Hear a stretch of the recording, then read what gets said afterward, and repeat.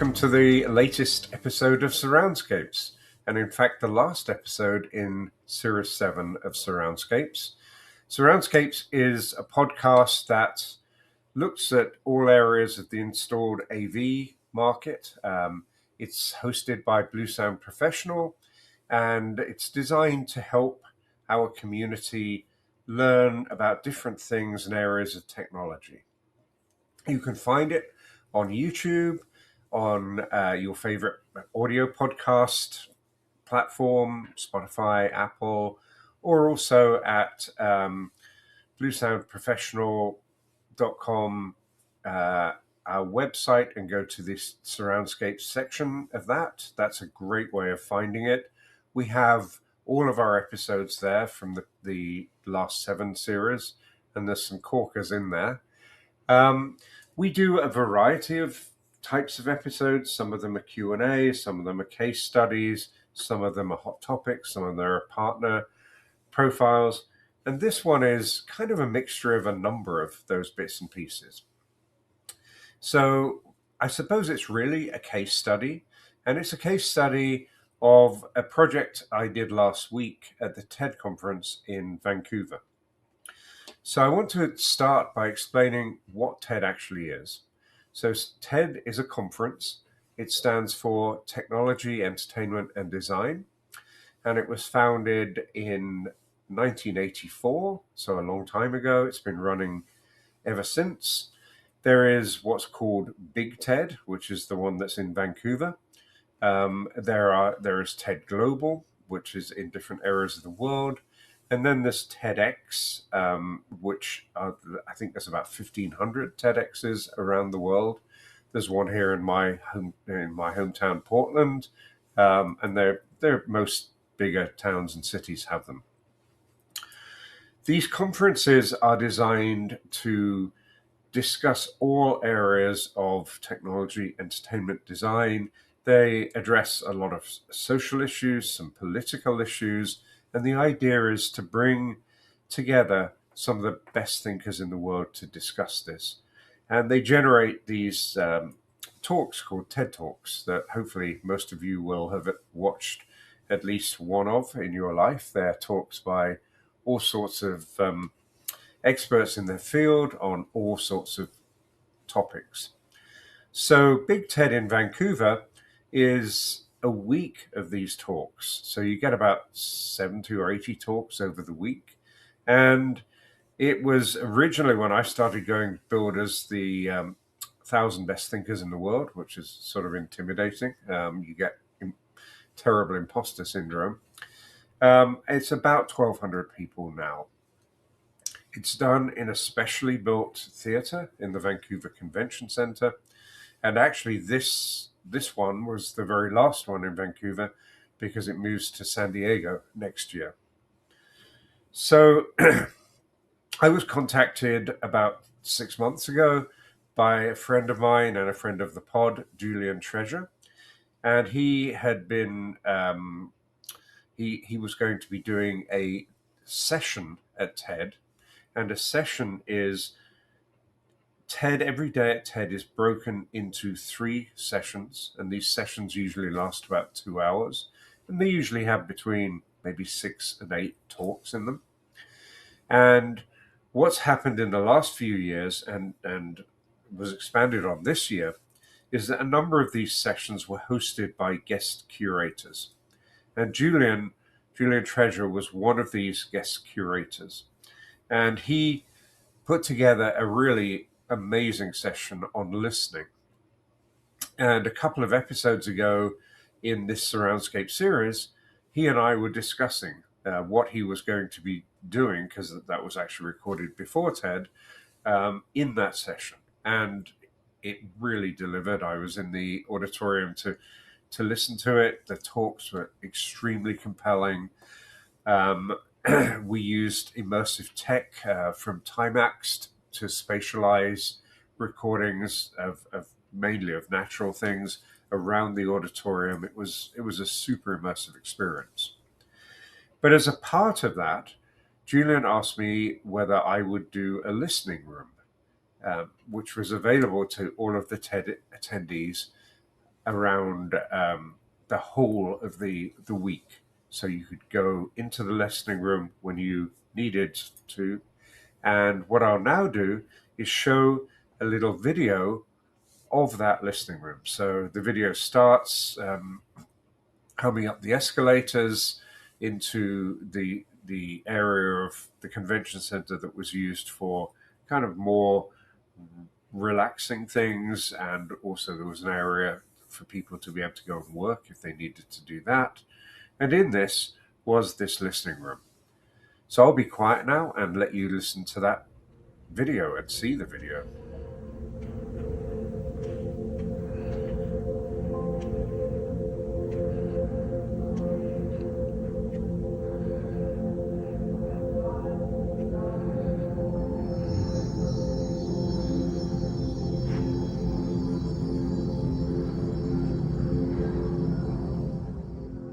So, I need to explain probably what you were seeing. So, you went into a room that was about 10 meters by 10 meters. And as you could see, it was decorated with drapery, with lighting, kind of subdued lighting. It had beanbags, tables, and people could come into that room to relax. So, what we did was we put in a system with 8 BSP 200s, so networked speakers on stands, basically around the room. And these were fed by Moodsonic players playing generative biophilic soundscaping. And what this created was this really immersive environment. So 8 BSP 200s were able to more than fill that room and provide a wonderful environment in there. And they were super easy to install, being network speakers. Our team in Toronto, led by Risa Mohammed, was really good at putting together the system, the wiring, everything. So it only took a couple of hours to set up. And what the room was used for, I've just been asked, what was the most commonly listened to in that room? What we were playing was a number of soundscapes, mainly featuring natural sounds. And the whole idea of the room was that you could come into it at any time during the week and just chill out, relax, reset. TED is an incredibly stimulating environment. You're seeing wonderful talks, you're having great conversations with world-changing people. And particularly if you're an introvert like I am, and I went to TED for about 10 years, so I can speak as an attendee, it can get really, really fatiguing and overwhelming. So the ability to just come into a room and spend some time decompressing, getting yourself prepared for the next onslaught, was what this room was designed for. It was also used for discovery sessions. So most of the day, on every day, you could just come in whenever you wanted to, sit down on a beanbag, chill out, listen to the soundscapes. But for a couple of hours every day, in the middle of the day, discovery sessions were run. So these were sometimes yoga sessions, sometimes sound baths. There was one session with indigenous people coming in, talking about how they used sound. And what typically happened in those sessions were that the people came in and they tapped into our system. And they used our system for playlists and for content that they generated for their discovery sessions. Originally, it was planned that they would just use a soundbar that the room had available for that. But once they discovered that they could use this incredible immersive setup of 8 speakers, they all used that and they all loved it. So at TED, that's what we used this setup for. Moodsonic generative biophilic soundscapes. And I should probably explain that in more detail. Generative means it's not a stream, it never repeats. It's basically a load of stems of sound being knitted together continuously into an ever-changing soundscape. Biophilic means basically using mainly natural sources to really bring the feeling of nature into the space. And that was the content was being listened to. And outside TED, this sort of room is most often used in hospitals and in corporate environments in respite rooms. So, for example, doctors and nurses who have incredibly stressful jobs can go into these rooms and de-stress for a period of time and come out. And some companies are putting these rooms in so that their employees can do the same thing. They can go in and de-stress, reset, come back out. So that was the most closest real world or non-TED world example of how you would use these rooms. We also have, for the last couple of years, provided a system for what's called the refuge area at the Pickathon Music Festival, where people can come to this neighborhood and they can have massages, they can go cold plunges, they can have saunas. Again, they run yoga and sound bath experiences. And in that case, we put speakers basically in the trees to mimic the nature that would normally be there if there wasn't a music festival going on. So that's kind of a niche example. I've just been asked about what some of the feedback was for people that spent time in the room, which is a great question. So what we found was the room was used more and more as the week went on. For three reasons, really. One, the experience becomes more and more overwhelming as you're in their longer TED experience, that is. Two, people would find it and they would tell their friends and they would come back and use it. And three, during the listening session that Julian Treasure hosted on the Wednesday morning of the festival, he mentioned it and the work we were doing in there. So that, again, drew people in. The feedback I got, so I wasn't really kind of trying to buttonhole people as they left the room every time. But if they wanted to, they could come over to me and ask me about it. And a number of people did. And the feedback was it was an absolute jewel of a room. They loved it. When people came in, they tended to come back and back, bring their friends. We had a lot of that going on. And they just loved it. People said it was the best space in the whole conference, which I don't think I'd agree with because the main hall was amazing. But it was a refuge for those people. They loved it. They came back again and again. We're talking to a number of people as a result of it, of replicating this sort of environment in other spaces. I can't tell you where those are, but we have some really interesting potential projects as a part of it. So it got some great feedback. I didn't have anyone come to me and say, I don't know why you bothered putting this room in, it's useless. Although maybe they wouldn't have come up to me. We did have quite a lot of people kind of poke their head in, look around and go out again, maybe because they didn't have time, maybe because it wasn't their thing.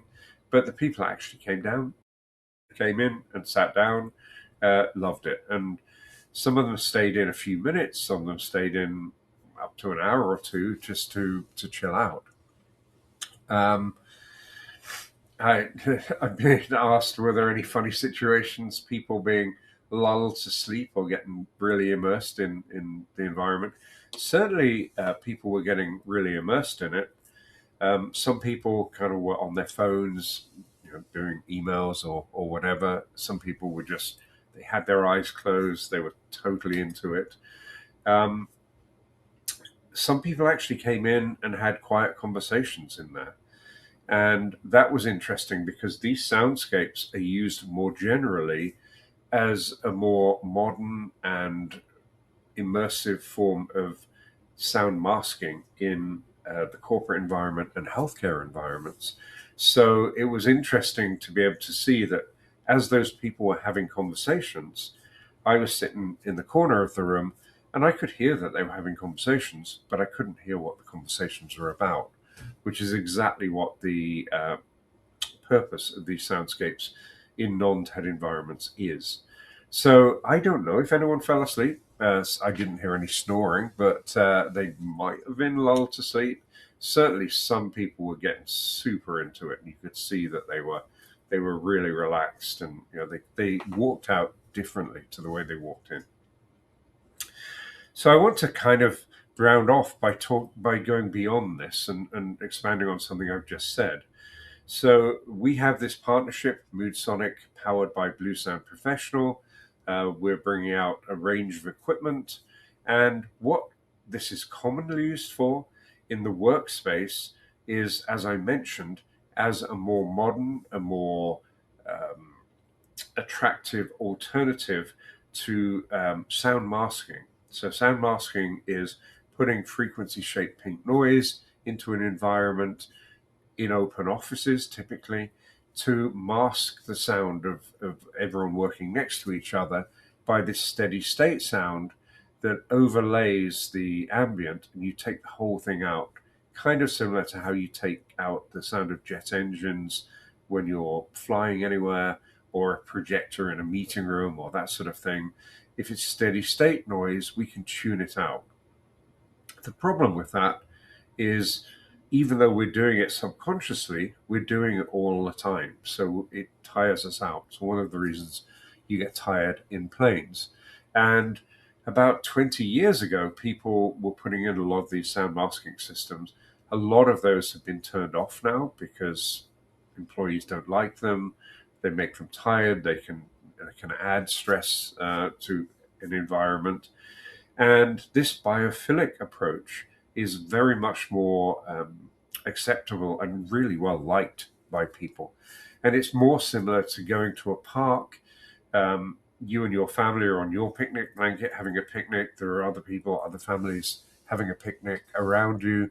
You can hear that they're talking and laughing or whatever, but they don't disturb you because the sound of the nature blurs the speech enough that you can't hear individual words. And that was exactly what we saw in the listening room. So these soundscapes are played at low levels. They're not designed to overwhelm you. They're designed just to blur the speech. And you can overlay that with mood setting. So the mood we were setting in the listening room at TED was one of relaxation. And offices have those relaxing areas. They also have focus areas and creativity areas and collaboration areas and reassurance areas and energy areas. And the whole idea is built around activity-based working. So instead of going into the same desk every day, you go into the work environment. It's usually combined with a hot desking software system, so you can look at what desks are available in what zones, and you can say, okay, I'm doing a report.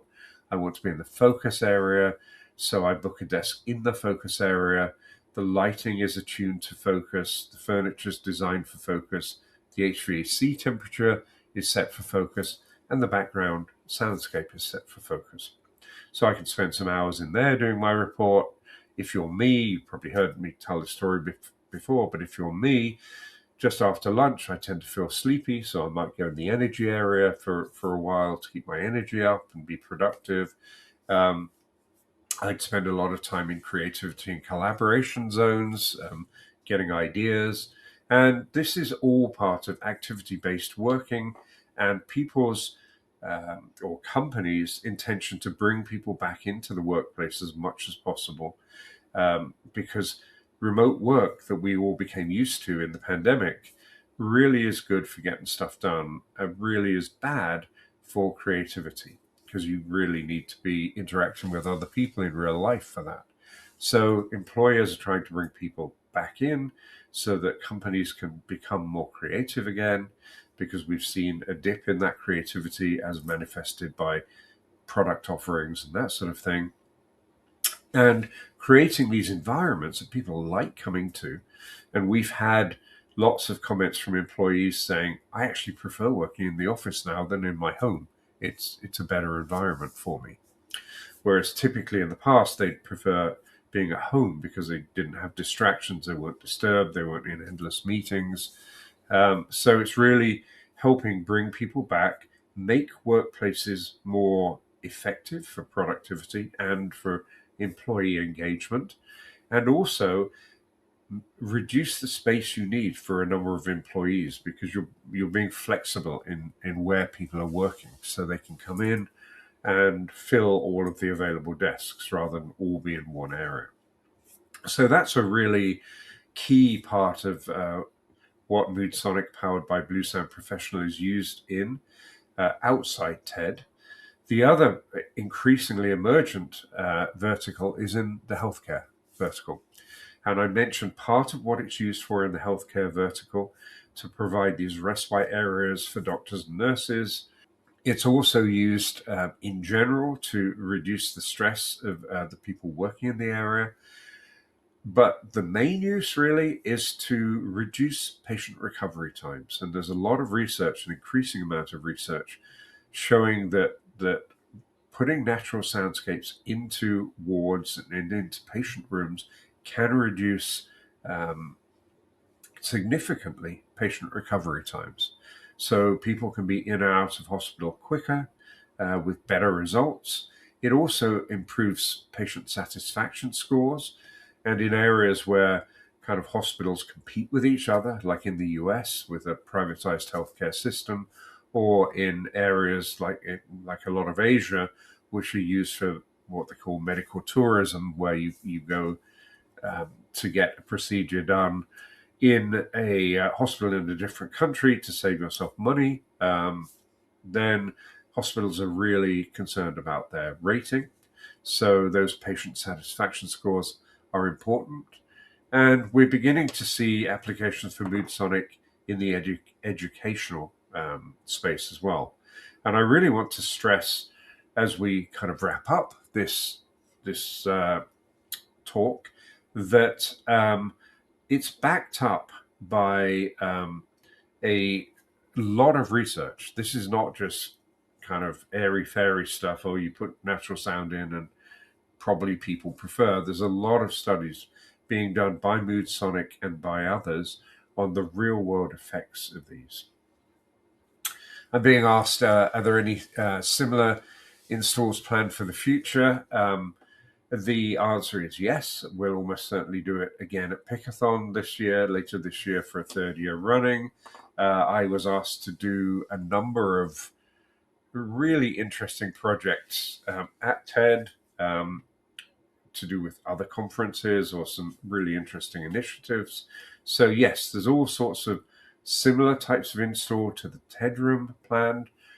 In the bigger picture, we're working on a lot of projects globally with both corporate clients and healthcare clients, which will manifest in installations all over. I was working on one in India just yesterday, specifying a system.